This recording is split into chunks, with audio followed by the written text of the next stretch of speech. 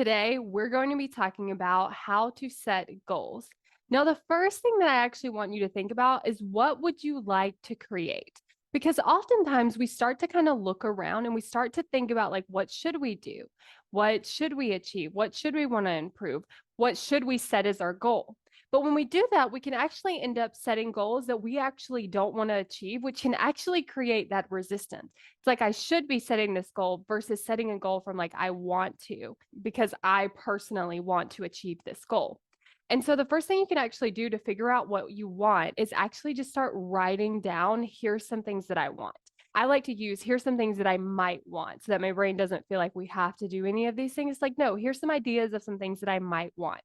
I also like to look at if I could create anything, what would I create? Because another thing that our brain does when it looks at setting goals is it actually wants to look at what does it think is possible? What does it think is going to be the easiest? What does it think that you can actually achieve? Instead of like, if we put all of that aside, if I could achieve anything, what would I want? Now, you might want to scale that goal back when you kind of look, because your brain might tell you to achieve these really, really big things, and that might feel so far away from where you're at. And so you might want to set your goal to be a little bit smaller so that you can kind of work toward that bigger goal. And then the next thing you can actually do is ask yourself why you want it, because this is going to make it very clear if this is the thing that you actually want or if this is the thing that you think you should do. Because when you ask yourself, why do you want this? You see all the reasons that you want it. And then you can look at those reasons and say, okay, do I like these reasons? Do they align with what I want to create? Do they align with the place that I want to be at?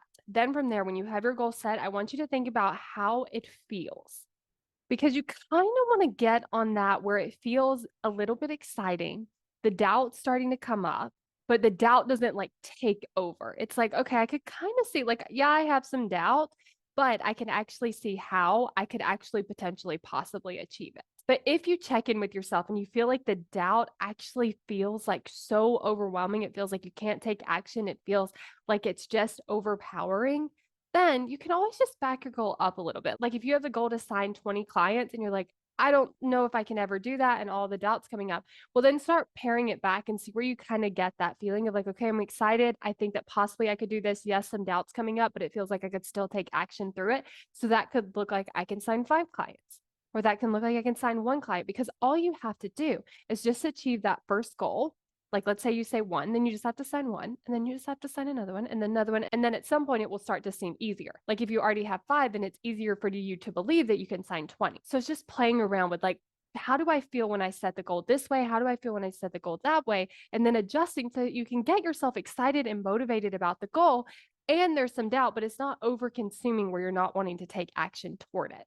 And if you want to create commitment so that the process of going after your goal feels so much better, then go to createcommitment.com to sign up for the waitlist.